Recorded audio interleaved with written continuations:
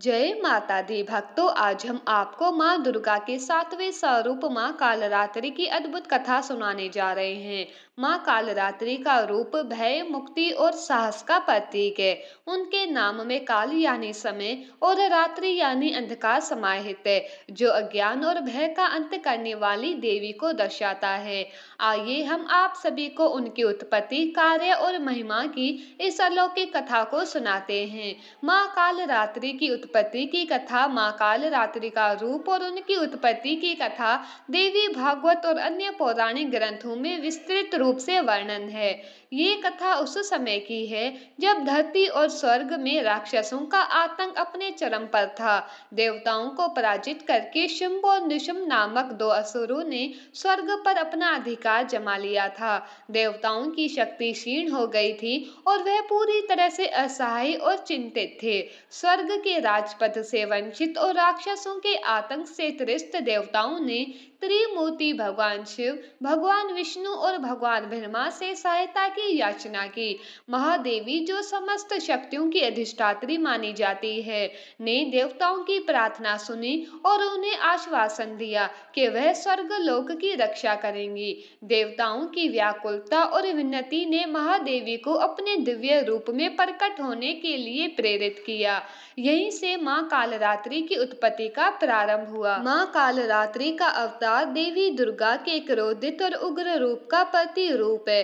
उन्हें काल का प्रतीक माना जाता है, जो अंधकार और भय का नाश करती है। उनका स्वरूप अत्यंत भयंकर और विकराल है। उनके बाल खुले हुए होते हैं, उनकी त्वचा गहरे अंधकार में काले रंग की होती है और उनके नेत्र अग्नि के समान तेजस्वी होते हैं। उनके हाथों में तलवार और खड़ग होते हैं, जो उनकी शक्ति और साहस का प्रतीक है। उनके इस विकराल रूप को देखकर ही शत्रु भयभीत हो जाता है। माँ कालरात्रि का जन्म विशेष रूप से रक्त बीज नामक असुर का वध करने के लिए हुआ था। रक्त बीज एक अत्यंत शक्तिशाली राक्षस था, जिसने अपने तप से एक अद्वितीय वरदान प्राप्त किया था। इस वरदान के कारण जब भी उसके शरीर से रक्त की एक बूंद जमीन पर गिरती, उससे एक नया रक्त बीज उत्पन्न हो जाता। इसका अर्थ था कि उसे हराना असंभव था, क्योंकि उसकी मृत्यु से पहले ही उसके रक्त से नए रक्त बीज पैदा हो जाते थे। यही कारण था कि देवता असुरों की इस अपार सेना के सामने असहाय थे। देवताओं की सभी शक्तियां, उनके सभी अस्त्र शस्त्र और युद्ध कौशल रक्त बीज के इस वरदान के आगे व्यर्थ हो गए थे। रक्त बीज हर बार अपनी असंख्य संख्या में बढ़ती सेना के साथ देवताओं पर आक्रमण करता और विजय प्राप्त करता। इससे देवताओं को भयानक संकट का सामना करना पड़ रहा था।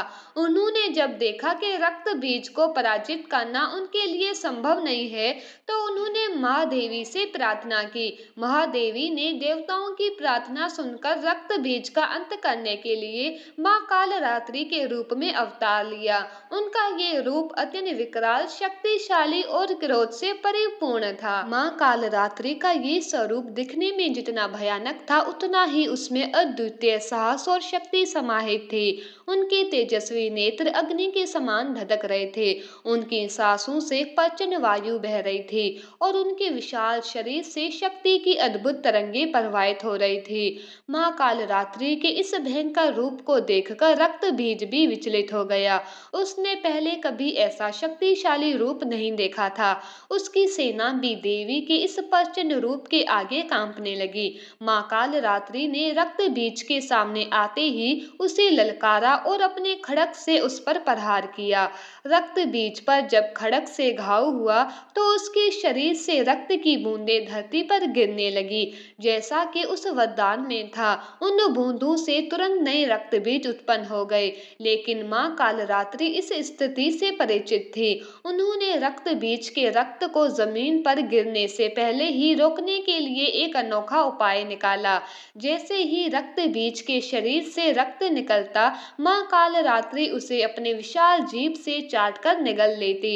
उन्होंने रक्त बीज की हर एक बूंद को अपने विशाल मुख में समाहित कर लिया, जिससे उसके रक्त से कोई नया रक्त बीज उत्पन्न ना हो सके। ये दृश्य अत्यंत भयानक था, लेकिन ये रक्त बीज के अंत का एकमात्र उपाय था। माँ कालरात्रि के इस विकराल रूप और उनकी असीम शक्ति के आगे रक्त बीज कमजोर पड़ने लगा। उसकी हर चाल नाकाम हो गई। हर बार जब वह माँ कालरात्रि पर प्रहार करता तो देवी उस पर और भी प्रचंड रूप से हमला करती। अंततः माँ कालरात्रि ने रक्त बीज का पूर्ण रूप से संहार कर दिया। उन्होंने रक्त बीज की समस्त शक्तियों को निगल लिया और उसके अंत के साथ ही देवताओं की विजय हुई। माँ कालरात्रि के इस स्वरूप ने ये सिद्ध कर दिया कि चाहे कितनी भी बड़ी विपत्ति क्यों ना हो, यदि साहस और दृढ़ संकल्प के साथ उसका सामना किया जाए तो उसे किया जा सकता है। माँ कालरात्रि के विकराल और भयानक रूप ने भय का नाश किया और देवताओं को उनके खोए हुए स्वर्ग लोक को वापस दिलाने में सहायता की। रक्त बीज का अंत करने के बाद माँ कालरात्रि का क्रोध शांत हो गया। उनका ये अवतार केवल रक्त बीज के विनाश के लिए था, लेकिन उन्होंने अपने साहस और शक्ति से संपूर्ण संसार को ये संदेश दिया कि भले ही शत्रु कितना भी शक्तिशाली क्यों ना हो, सत्य और न्याय की रक्षा के लिए अंततः अधर्म का नाश ही होगा। माँ कालरात्रि का ये रूप आज भी हमें भय, मुक्ति, साहस और शक्ति का प्रतीक दिखाता है। उनकी पूजा करने से भक्तों के जीवन से सभी प्रकार के भय और संकट दूर हो जाते हैं। उनका ये विकराल रूप हमें ये शिक्षा देता है कि कठिनाइयों का सामना करने के लिए हमें अपने भीतर की शक्ति को पहचानना और उसका प्रयोग करना आवश्यक है। माँ कालरात्रि की कृपा से हम हर प्रकार के भय और अवरोध को पार कर सकते हैं, क्योंकि उनका ये स्वरूप हमें असीम साहस और शक्ति प्रदान करता है। इस प्रकार महाकालरात्रि की उत्पत्ति और उनकी विजय की ये कथा साहस, त्याग और शक्ति की अनूठी मिसाल है। माँ कालरात्रि का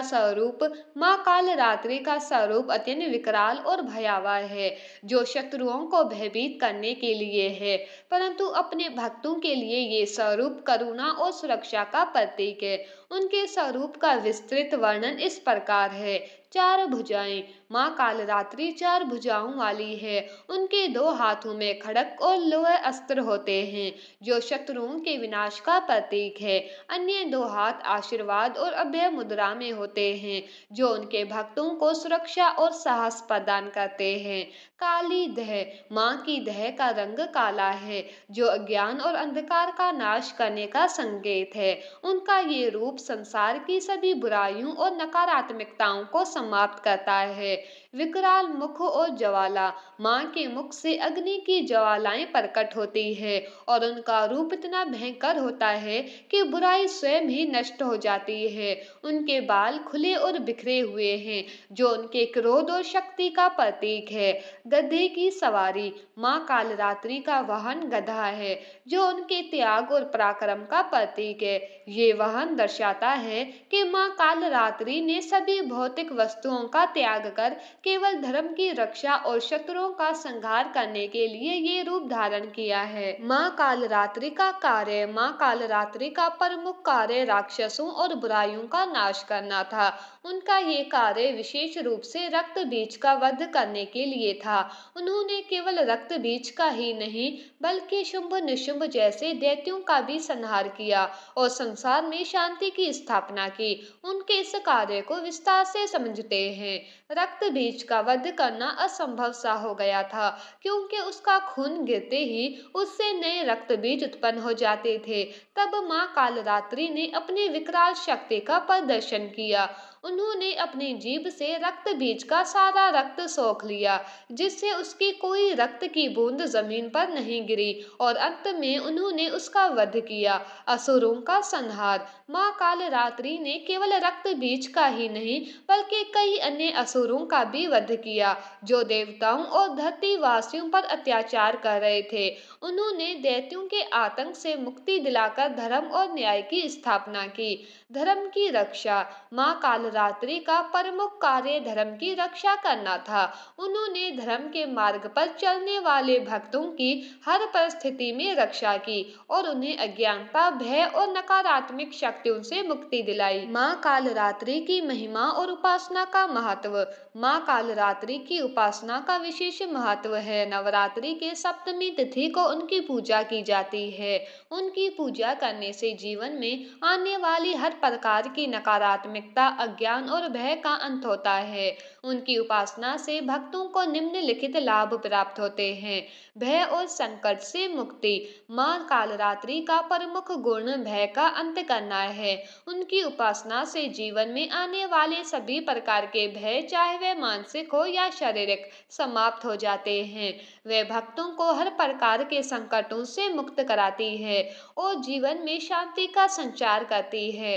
नकारात्मक ऊर्जा का नाश। माँ कालरात्रि की पूजा करने से घर और जीवन में फैली हुई सभी नकारात्मक ऊर्जाओं का नाश होता है। शत्रुओं का नाश। माँ कालरात्रि की कृपा से व्यक्ति के सभी शत्रुओं का अंत होता है। जो भी व्यक्ति उन्हें सच्चे मन से पुकारता है, उसे शत्रुओं से मुक्ति मिलती है और उसे जीवन में सफलता प्राप्त होती है।